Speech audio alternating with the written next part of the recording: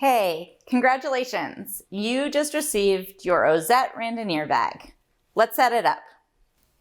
Your bag came with 3 coroplast panels. These corners mark the bottom of the panel.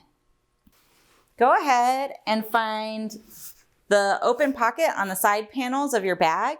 That's where you're going to insert the tall and skinny panel.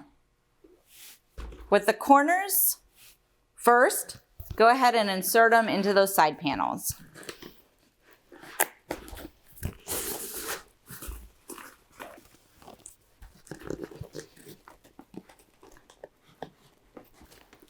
If the fit is tight, don't worry. That's how it's supposed to be. That's going to give your box the structure it needs.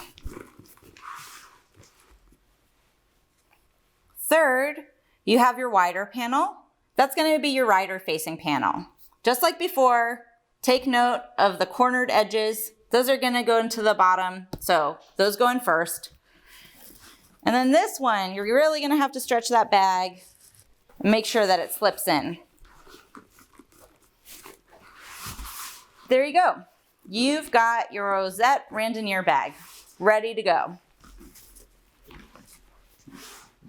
Congratulations.